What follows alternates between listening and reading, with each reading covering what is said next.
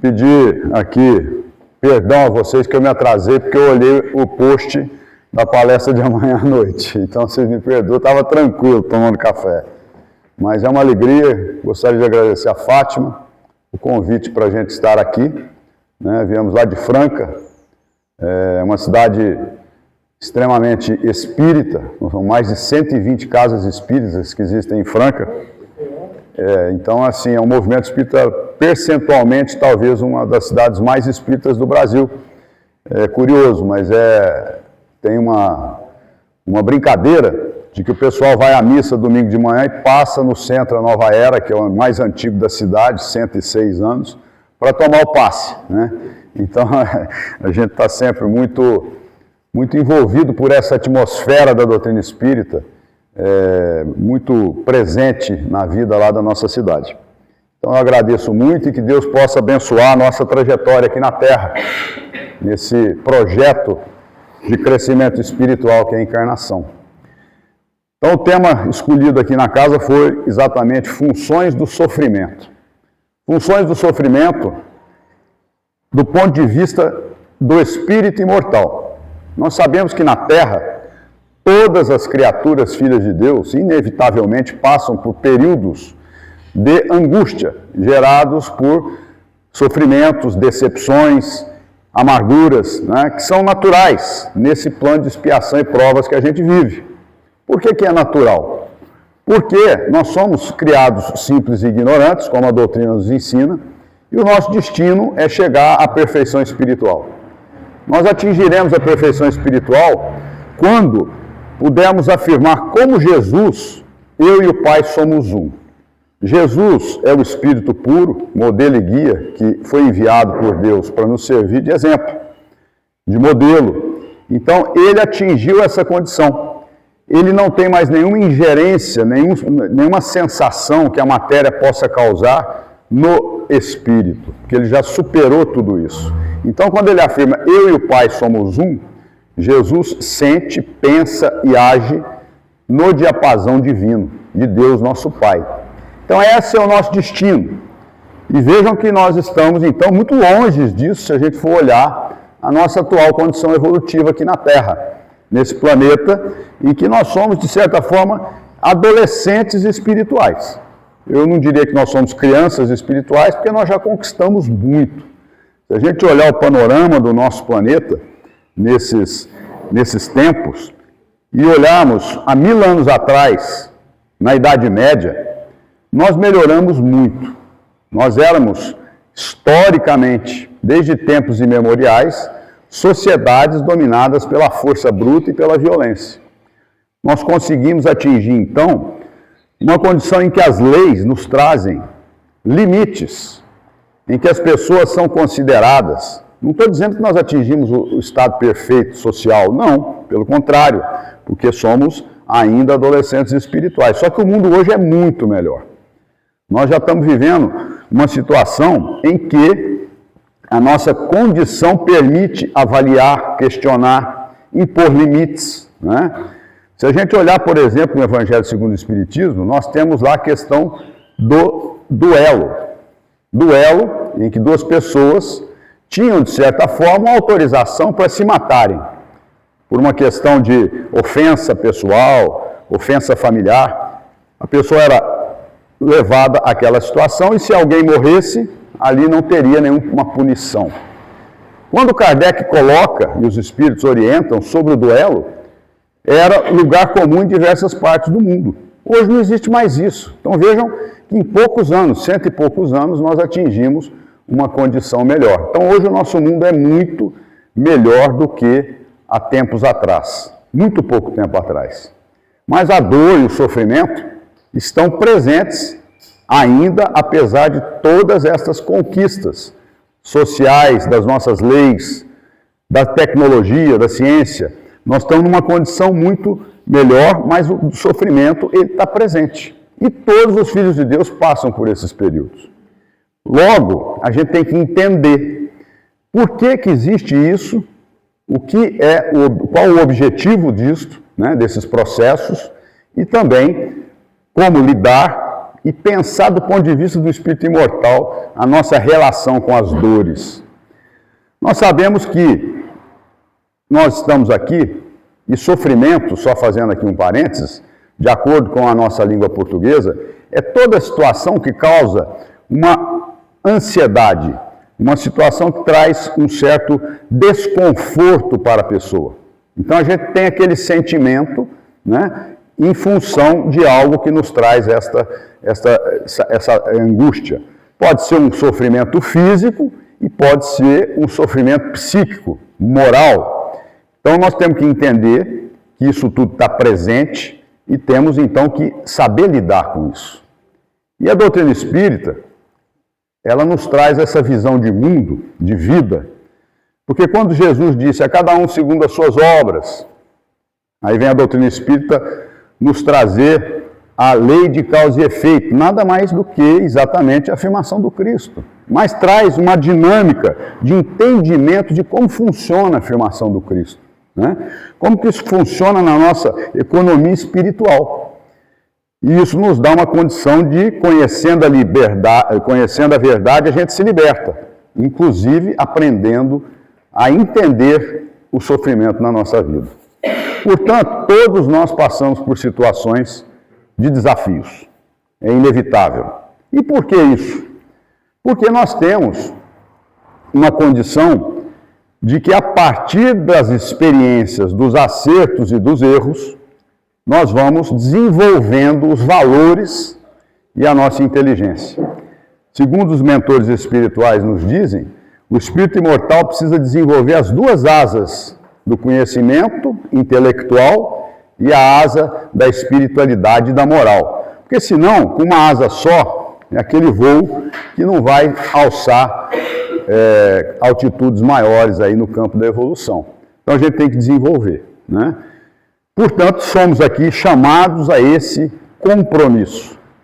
Se a gente tivesse, a humanidade, se o prefeito chegasse aqui e falasse, ó, todo mundo aqui em Serra Negra, por um decreto municipal, tem que se preocupar com a sua evolução.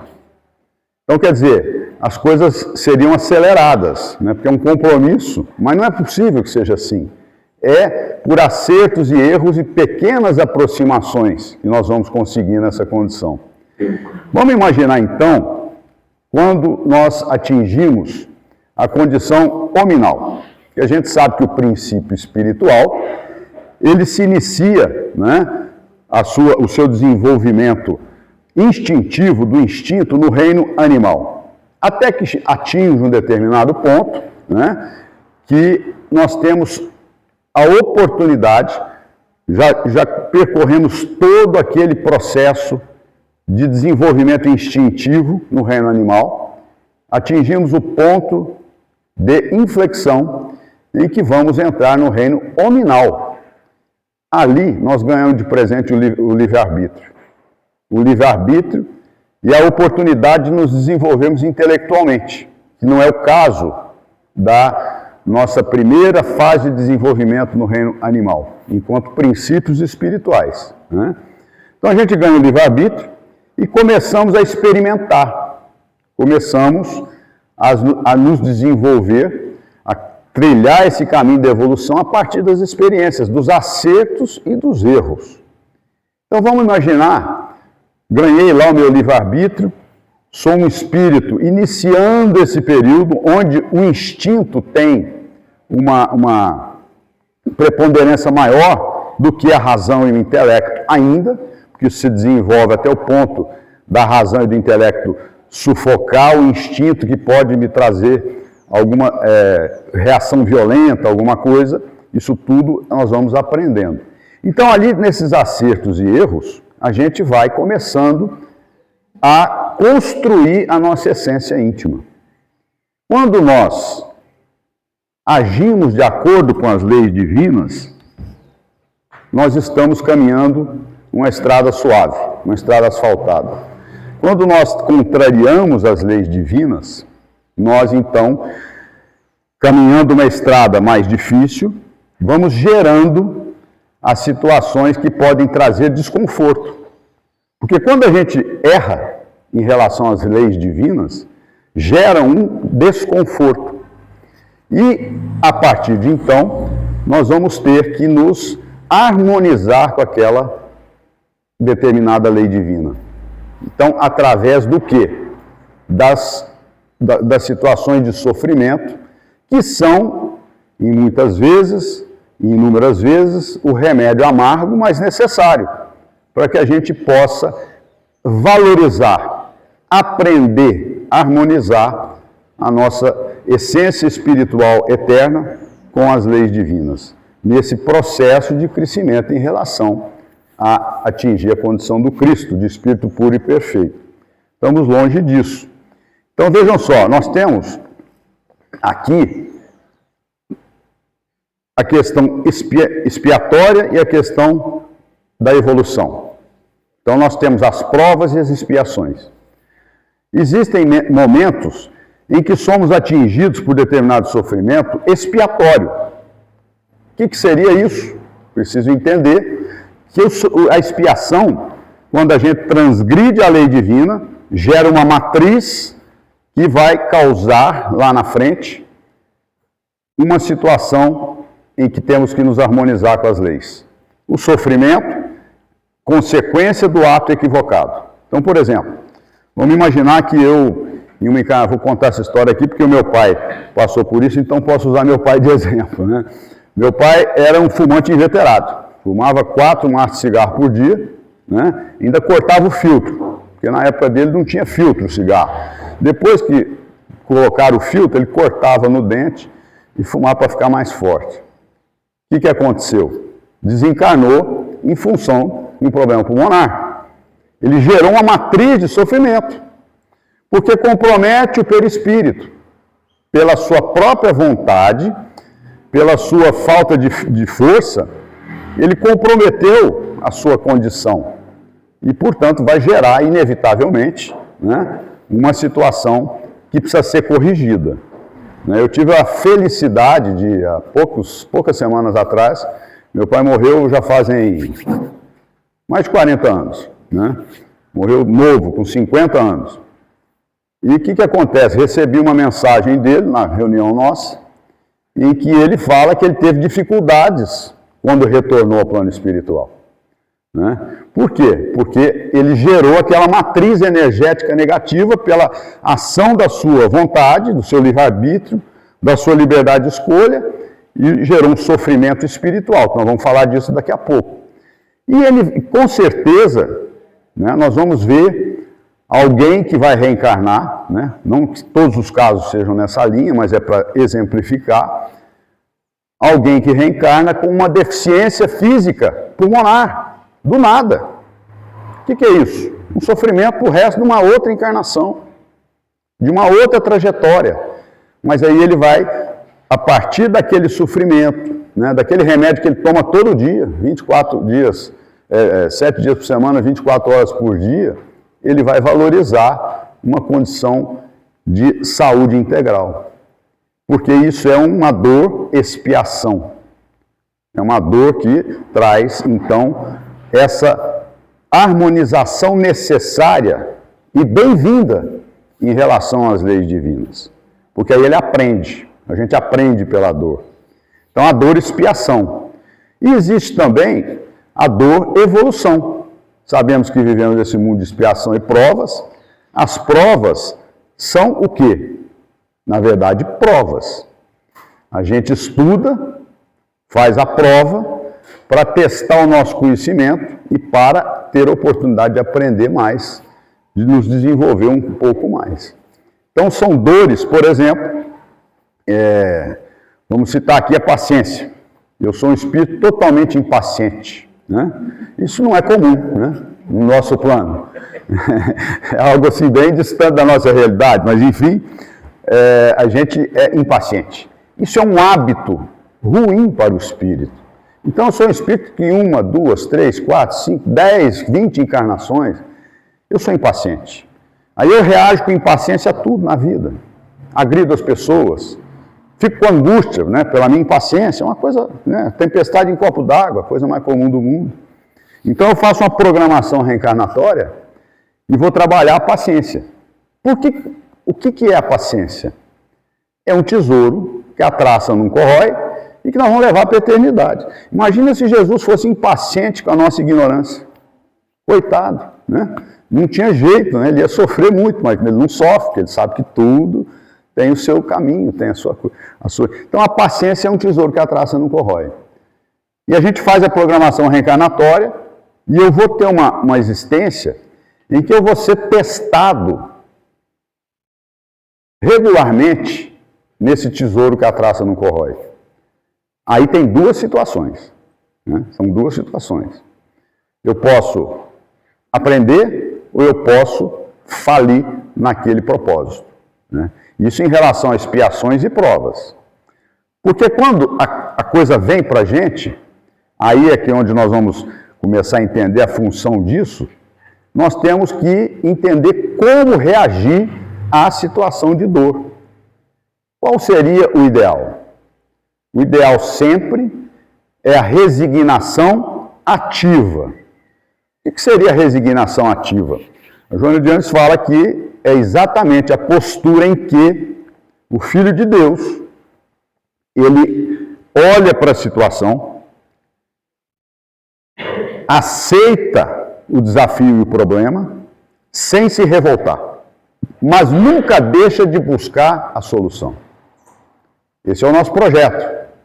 Então, por exemplo, eu tenho uma moléstia expiatória, mas a gente sabe que a medicina, ela está constantemente em desenvolvimento pleno. Está sempre buscando novas opções de tratamentos. Então eu nunca devo jogar a toalha. Eu devo sempre buscar, dentro da minha possibilidade, da minha força, a solução do problema. Por quê? Nessa proposta, quando eu volto ao plano espiritual, eu serei vencedor de mim mesmo. Às vezes não importa, na verdade, se eu me curei ou não, porque isso era algo necessário. Mas, dependendo da reação do espírito, nós vamos, então, ser vencedores de nós mesmos ou não. Então, por isso, a gente sempre tem que olhar para as situações que nos constrangem, com esse olhar, com essa perspectiva de espírito imortal. Quando a gente faz isso, o fardo é mais leve, né? Porque a gente sabe que nós vamos estar, então, atendendo a um chamado da vida, uma proposta de evolução. E isso nos traz um certo conforto e uma força maior para enfrentar as dificuldades. Mas é importante a gente lembrar também do Evangelho segundo o Espiritismo.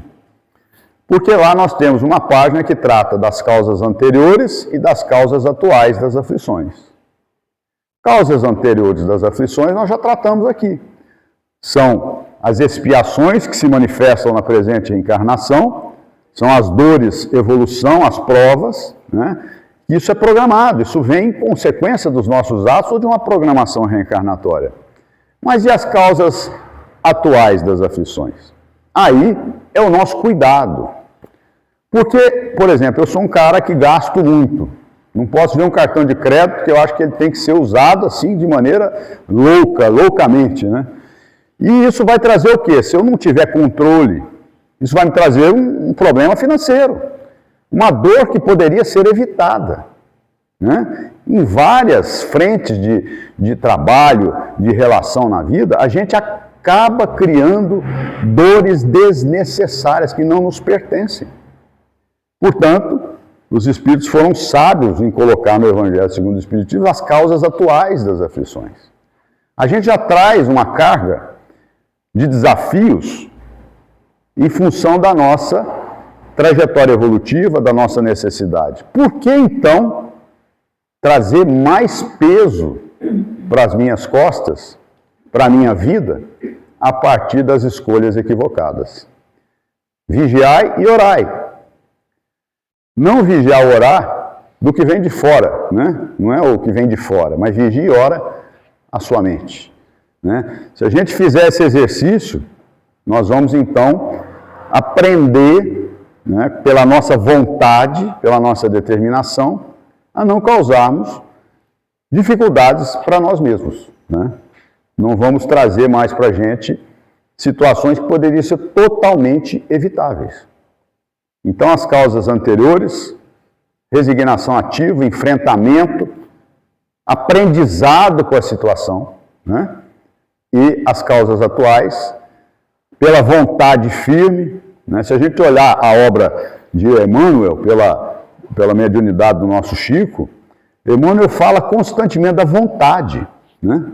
A vontade tem uma função primordial na nossa trajetória. E principalmente para o espírita, né? O espírita que tem essa noção da vida eterna, dessa dinâmica que acontece entre a vida material, consequência na vida espiritual e vice-versa, né? Nós temos esse compromisso, né? De sermos vencedores de nós mesmos. É um compromisso, porque nós temos o conhecimento. E aí o que acontece? Se eu não atento para tudo que eu estudo, para tudo que a gente está aí tendo de oportunidade, nós vamos então falir, e a quem muito foi dado, muito será pedido, né? Então, quando a gente retorna ao plano espiritual, tendo falido nos desafios, nos aprendizados, nós vamos voltar para lá com uma dor moral. Então, se nós nos debruçarmos nas obras de Kardec, as dores morais, porque o espírito, quando retorna, ele está ali levando consigo a sensação de moléstias físicas, né? Porque ele não tem mais corpo físico, portanto, se ele tem um problema de coração, não tem coração mais, mas ele leva, quem trabalha ou já participou de reuniões mediúnicas, espíritos adoentados com a sensação do infarto. Isso acontece muito, mas não é aquela dor física, é uma sensação. E ele se liberta, se ele tiver a mente programada para se libertar daquilo. Por isso, a eficácia da assistência mediúnica espiritual para despertar a mente do espírito para ele se ajudar. Mas a dor moral é diferente. Se eu tinha programado para ser mais paciente nessa vida, para vencer a minha impaciência arraigada desde muitas encarnações, né, e eu continuo impaciente, eu vou chegar de lá, vou olhar e falar assim, puxa vida, perdi a oportunidade. Então é a dor moral, o arrependimento. O que vai acontecer? Está tudo certo, porque Deus nos dá a oportunidade de recomeçar sempre. Nenhuma das ovelhas do Pai se perde, né? Como Jesus nos afirmou. Então o que acontece? Mas eu vou carregar comigo aquela angústia, aquela dor moral, por não ter feito a lição de casa.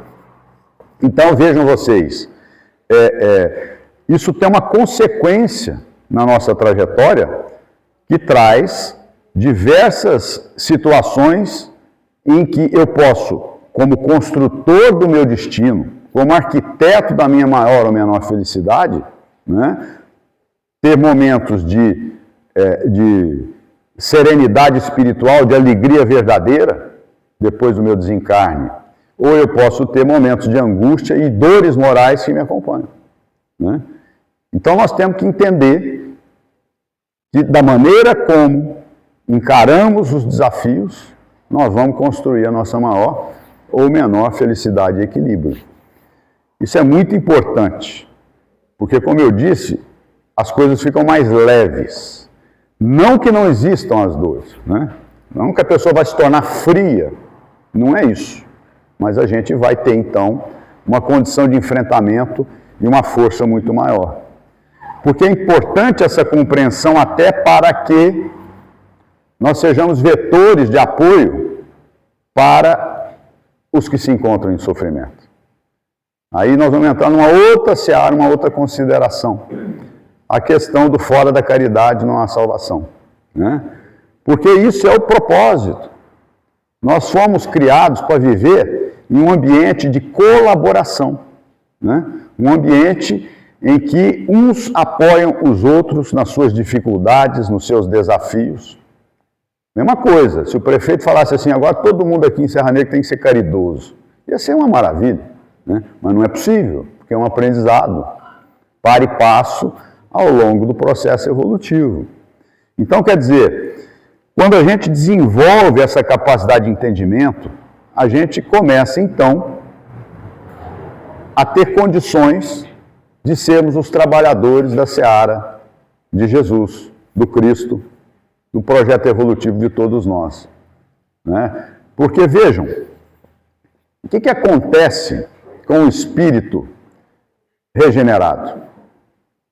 Que já não tem mais as agruras e os sofrimentos, que já atingiram patamares evolutivos em que eles estão numa condição de plenitude. Um São Francisco de Assis, uma Madre Teresa, né? Um Chico Xavier, tantos outros, uma Irmã Dulce na Bahia, né? Um Divaldo Franco, e assim espalhados pelo mundo. O que acontece com esses espíritos quando eles atingem essa plenitude? Né? Eles voltam em missão para os planos onde a dor é mais intensa, para serem vetores de progresso e de consolo. Então, a gente começa a desenvolver essa capacidade. E lá na frente, nós seremos missionários em algum canto do universo, em alguma morada da casa do Pai. Esse é o destino de todos nós. Né? E eles são, então, essas luzes que aparecem para trazer para a gente uma condição melhor, para apontar um caminho. Né? Nós sabemos que esses missionários, via de regra, passam por dores muito grandes, e o maior deles, Jesus, o Espírito puro, sem nenhuma mácula, sem nenhum equívoco. O que acontece? Ele vai para a cruz. Né? Pela nossa ignorância, ele passa por um sofrimento.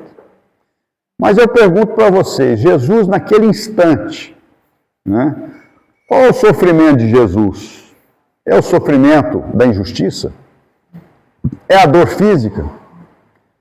O sofrimento de Jesus, na verdade, é olhar para aqueles irmãos menores e falar assim, puxa vida, vai longe ainda, gente. Mas nós estamos aqui segurando a onda para vocês. Né? Então esse é o sentimento do Cristo. Né?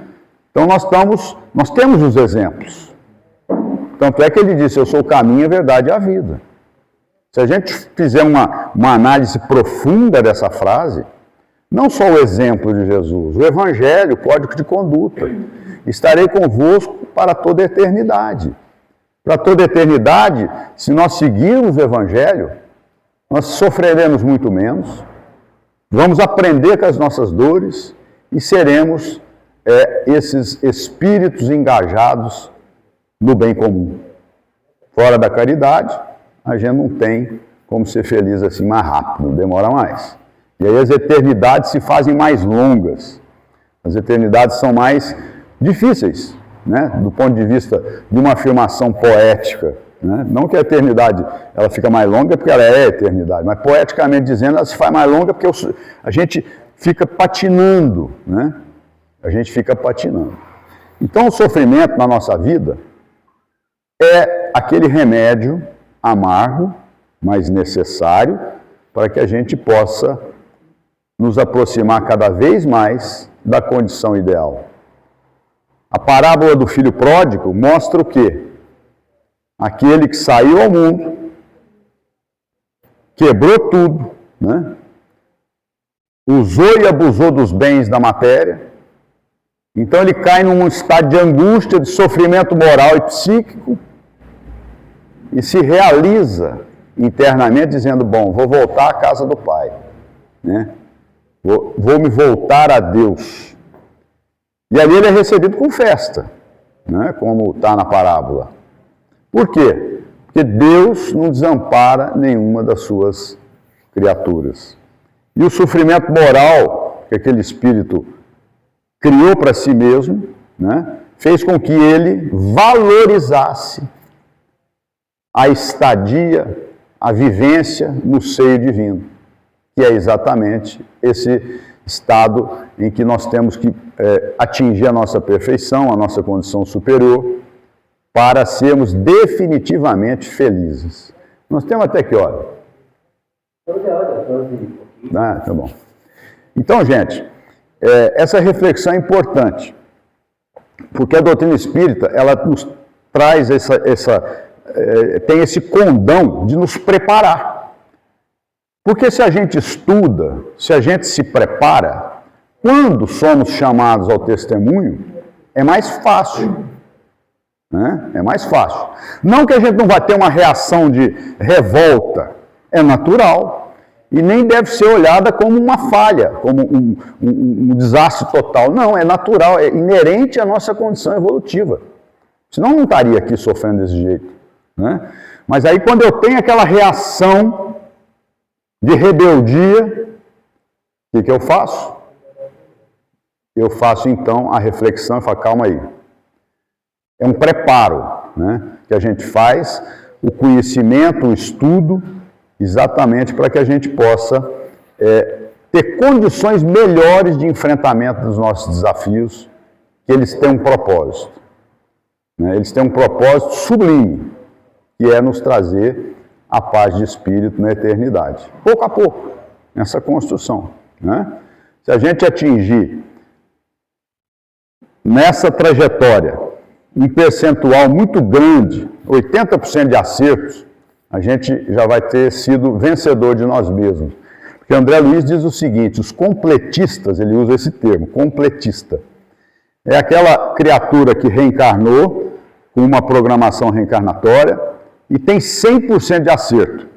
André Luiz afirma que são raríssimos os espíritos que vêm nessa terra, nós, que temos 100% de acerto. Então, é exatamente o preparo que o conhecimento nos dá, né? Essa condição de, a hora que fomos atingidos pela situação, a gente olhar e falar assim, puxa vida, né? Puxa vida. Agora, o que eu faço?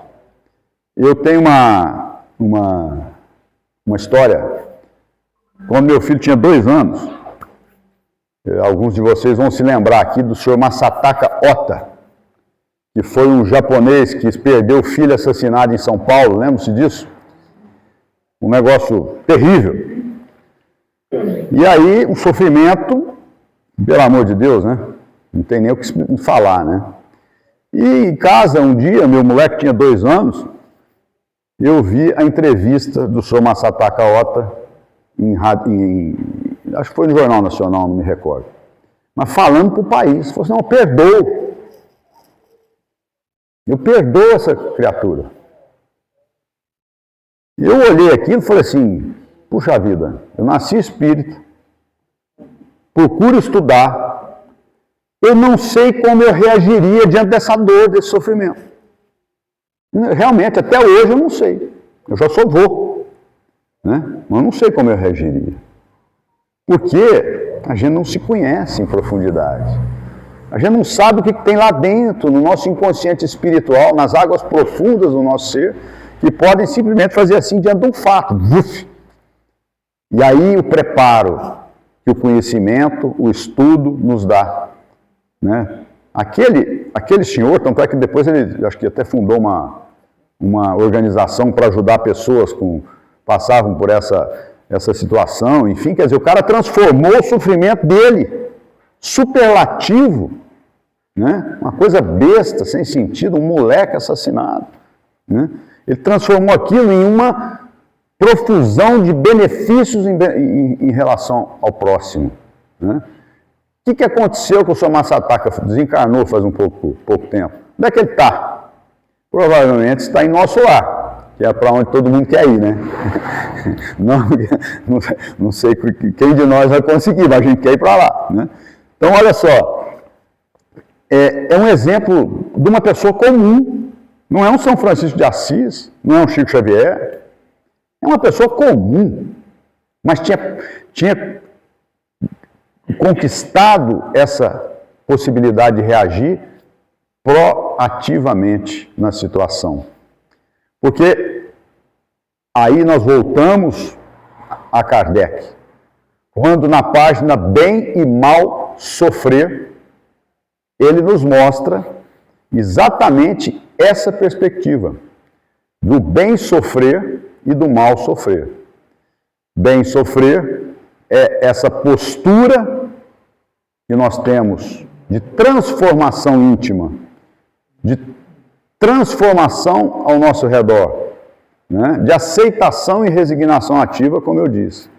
E o mal sofrer é quando a gente se revolta, né? Blasfema contra Deus, joga a culpa toda nos obsessores, né? Nos que convivem conosco, terceiriza tudo. Não, esquece. Vamos olhar para dentro de nós mesmos. Se não tem nada, então é o passado, né? O que eu vou fazer daqui para frente? E assim nós vamos vivenciando a experiência de maneira mais leve, mais suave, e seremos inevitavelmente vencedores de nós mesmos, como o Sr. Masataka foi, né? Um exemplo, uma criatura que transformou vidas e sofrimentos em entendimento e em bênçãos, né? Não temos como fugir das situações de dor. Nesse plano ainda não, né? Daqui a alguns milênios, com certeza, ou milhões de anos, não sei. Bom, ainda é difícil afirmar, né? Mas enfim, nós vamos atingir essa plenitude, essa condição espiritual de paz íntima, né? Nós vamos conseguir, né? Nós vamos ter essa perspectiva positiva, com certeza. Mas enquanto estamos aqui, que a gente possa compreender, que a gente possa trabalhar o nosso íntimo, que nós possamos nos preparar para os enfrentamentos inevitáveis, né? Porque, como dizia Emmanuel, né, quando diz para o Chico escrever e colocar lá no pé da cama dele, isso também passa, né? E tudo passa, né? Quer dizer, tudo passa. Todas as dores e os sofrimentos têm prazo de validade. Não é uma coisa que fica para a eternidade. O que fica para a eternidade são os tesouros que as traças não corroem e que nós vamos levar, né? Nós vamos levar conosco e ninguém nos tira. Ninguém vai tirar da gente a paciência, né? Os benefícios que nós podemos oferecer ao semelhante, à sociedade. Então, tudo isso assim, é muito gostoso a gente olhar e falar assim, puxa vida, tudo tem solução. E o nosso mundo hoje é um mundo em que nós temos uma sociedade que valoriza ainda muito as tragédias, o que tem de mal, né? O bem não dá notícia, infelizmente, porque nós somos meio que doentes, né? Intimamente a gente é meio masoquista.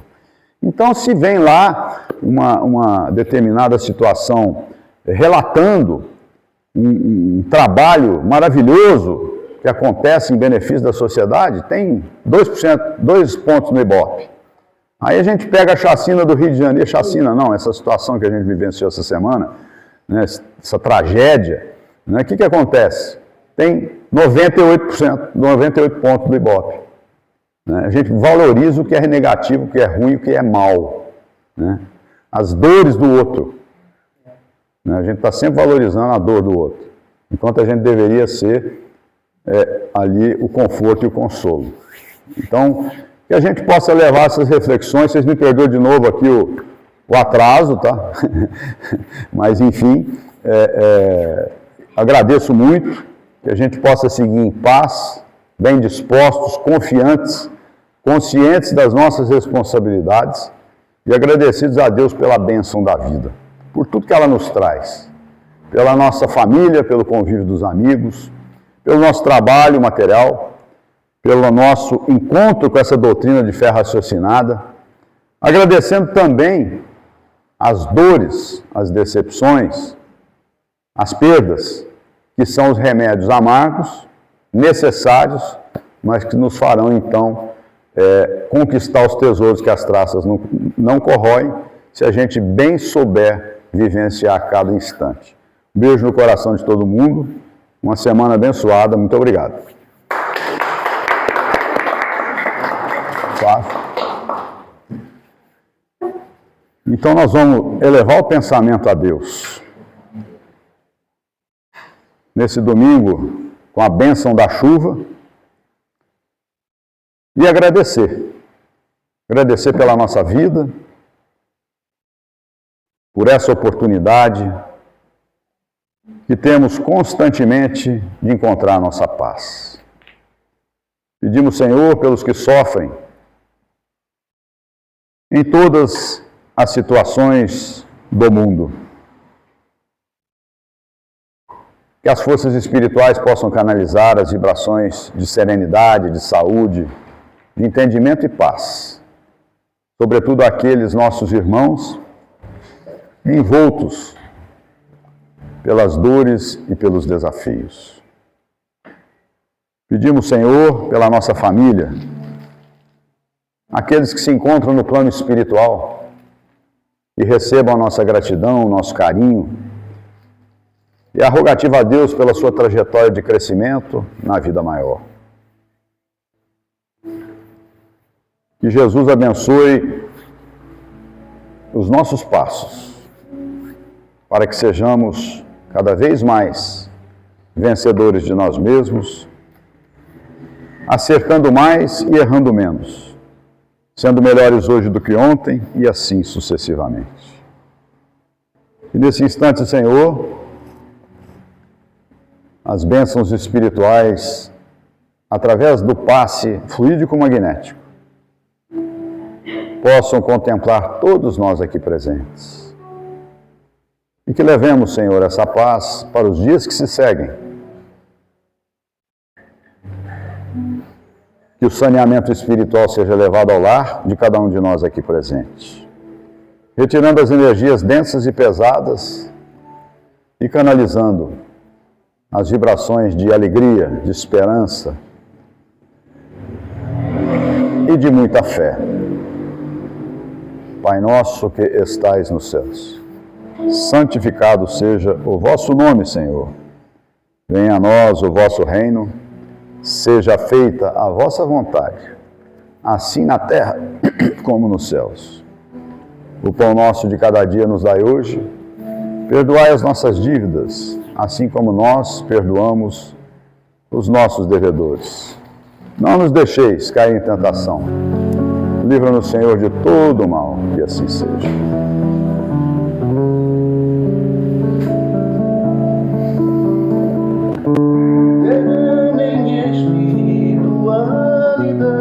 Sobre nós, luz, benevolência, indulgência e paz,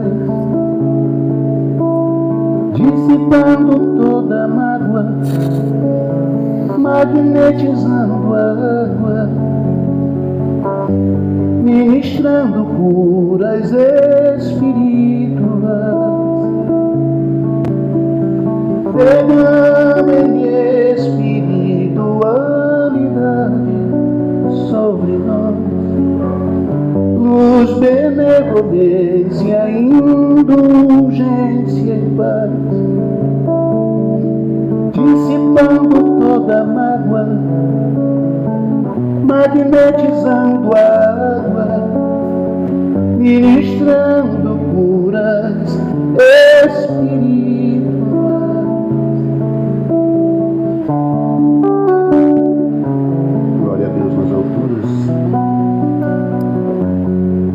Paz na terra, boa vontade aos homens, que assim seja, graças a Deus.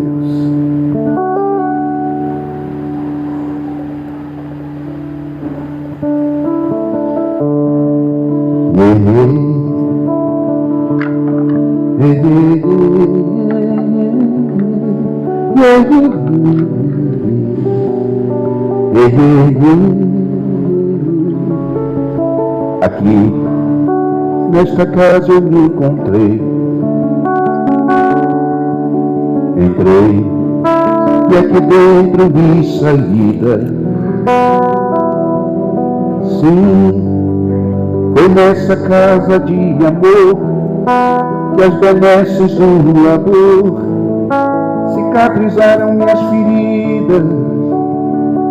Depois de muitos e muitos passes, estudo e água da paciência, religar e reerguer, filosofiquei, tomei ciência. Aqui, nesta casa de oração, orei, pratiquei o Evangelho, Foi nesse pouso espiritual que eu conheci a vida real. Rompi de vez com um homem velho, depois de muitas e muitas preces, leitura e água da fé, religar e reviver. A casa, quando é santa, é posto de emergência, hospital de alma, dissipando dores, transcendentes traumas, frente de serviços que a todos levanta, pronto atendimento de Deus. Santa Casa Santa, eu fiz amigos do peito, pessoas com quem posso contar, atendimento fraterno, culto do Evangelho no lar. Sim, nessa oficina de Jesus, chorei cantando quanta luz, com as vibrações desse lugar. Depois de muitas e muitas quedas, me fortalecendo na fé, verigar e veriguei. A casa, quando é santa, é posto de emergência, hospital de alma, dissipando dores, transcendentes traumas, frente de serviços que a todos levanta, pronto atendimento de Deus.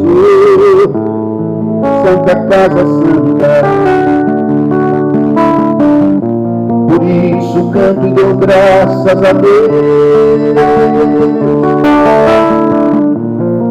secando lágrimas dos olhos meus, depois de muitas e muitas preces, palestras e água da fé, religar e reviver. Toda casa, quando é santa, é posto de emergência, hospital de alma, dissipando dores, transcendentes traumas, frente de serviços que a todos levanta, pronto atendimento de Deus. Santa Casa Santa, frente de serviços que a todos levanta, pronto atendimento de Deus. Santa Casa